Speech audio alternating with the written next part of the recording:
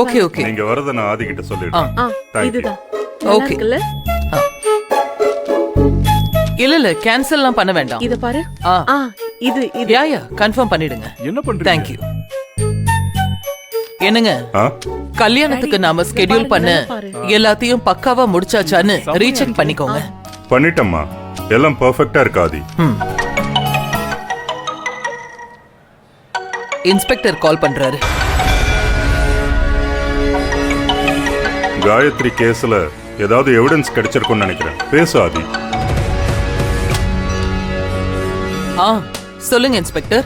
Madam, காயத்ரியை கொலை பண்ண முயற்சி பண்ணவங்கல்ல முக்கியமான ஆள் சிக்கியிருக்கான்.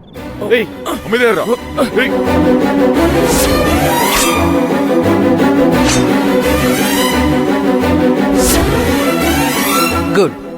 உங்ககிட்ட இருந்து இந்த பதில தான் நான் எதிர்பார்த்தேன். அவன் தான் காயத்ரியை கொல்ல முயற்சி பண்ணான்னு ஒத்துக்கிட்டானா?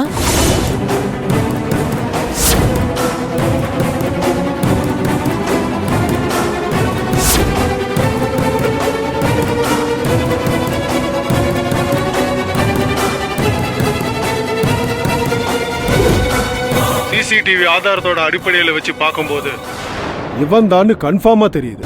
ஆனா அவனை விசாரணை பண்ணி பார்த்துட்டோம். வாயை திறந்து எந்த பதிலும் சொல்ல மாட்டேங்கிறான். பதில் சொல்ல மாட்டேங்கிறானா? அடிக்கிற அடியில உண்மைய கக்குற மாதிரி போலீஸ் அடினா என்னன்னு தெரிய வைங்க.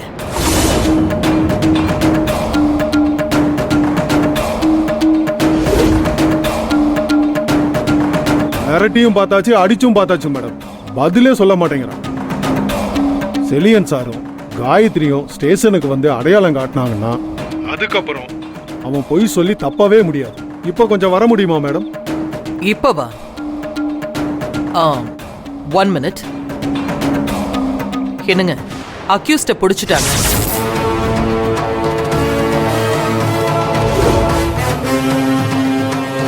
செழியனையும் காயத்ரியும் போலீஸ் ஸ்டேஷனுக்கு வந்து அவன்தானான்னு கன்ஃபார்ம் பண்ண கூப்பிடுறாங்க.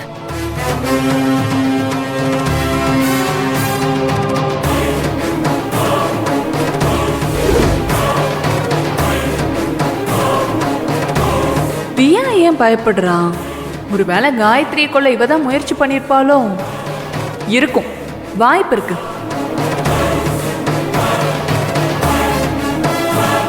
என்னங்க யோசிக்கிறீங்க? நாம என்ன பண்ணலாம்? இன்னும் கொஞ்ச நாள்ல கல்யாணத்தை வச்சுக்கிட்டு போலீஸ் கேஸ்ன்னு அலையிறது நல்லா இருக்காது. கல்யாணம் முடிஞ்சதும் பாத்துக்கலாம். அடையாளம் தானே காட்ட வர சொல்றாங்க, போய் காட்டிட்டு வந்துடலாமே. ஐயோ மம்மி, விஷயம் தெரியாம நீங்களே என்ன மாட்டி விட்டா என்ன அர்த்தம்? வேண்டாம் ஐஸ்வர்யா, இப்ப நம்ம போலீஸ் ஸ்டேஷனுக்கு போனா இது மீடியாவுக்கு எப்படியாவது தெரிய வந்துடும். அப்புறம் தேவையில்லாத இஷ்யூஸ் எல்லாம் உருவாகும். கல்யாணத்துக்கு வர கெஸ்ட் எல்லாம் அதை பத்தியே பேச ஆரம்பிச்சிருவாங்க. அவங்களுக்கு பதில் சொல்றதே நமக்கு ஒரு வேலையா போயிடும். ஐயோ மாமா, அப்படியெல்லாம் வேண்டாம். முதல்ல கல்யாணத்தை முடிச்சிட்டு அப்புறமா பாத்துக்கலாம். சரி, முதல்ல கல்யாணத்தை முடிப்போம், அதுக்கப்புறமா பாத்துக்கலாம். அதுதான் கரெக்ட். பேசு சார். லைன்ல இருக்கீங்களா? எஸ் மேடம், சொல்லுங்க. நாளைக்கு என் பையனுக்கு கல்யாணம் நடக்க போகுது. ஓ, அப்படி இருக்கிற சமயத்துல இப்போதைக்கு போலீஸ் ஸ்டேஷனுக்கு நாங்க வந்தோம்னா அது மீடியா முன்னால தேவையில்லாத சர்ச்சையா மாறிடும்.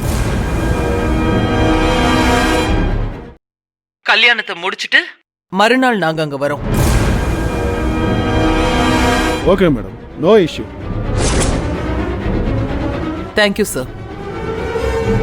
நீங்க என்ன பண்ணுவீங்களோ ஏது பண்ணுவீங்களோ எனக்கு தெரியாது. அவனை உண்மையை ஒத்துக்க வைங்க. இதை யார் செய்ய சொன்னாங்கங்கிற வாக்குமூலத்தை வாங்குங்க.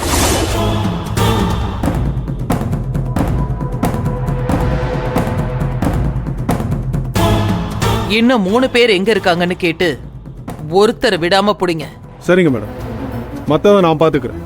போனை வச்சிடறேன் மேடம். ஓகே. அவனை ஜீப்ல ஏத்துங்க. Okay sir. காயத்ரிய கத்தியால குத்துன 4 பேர்ல ஒருத்தன் போலீஸ்ல மாட்டிக்கிட்டான். கல்யாணம் முடிஞ்சதும் யார் இந்த சதிய பண்ணாங்கன்னு கண்டுபிடிச்சு அவங்கள ஜெயிலுக்கு அனுப்புறது தான் முதல் வேலை. ம் ஆதிசங்கரே, அவனுங்க யாரா இருந்தாலும் சரி, மன்னிச்சு விட்டுடாத.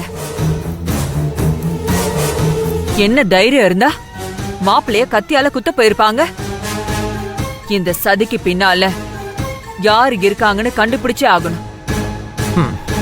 ஐயோ, மம்மி வேற விஷயம் தெரியாம எரியிற நெருப்புல எண்ணெய் ஊத்துறாங்களே, எப்படி இதை தடுக்க? அக்கா, இது சாதாரண பிரச்சனை இல்ல. இத அவ்வளவு சுலபமா விட்டுறக்கூடாது. ம் ஆண்டி, அது யாருன்னு மட்டும் தெரிஞ்சதுன்னா போலீஸ் கிட்ட சொல்லி நம்ம பவரை யூஸ் பண்ணி என்கவுண்டர் பண்ணிடலாம். அதான் கரெக்ட்.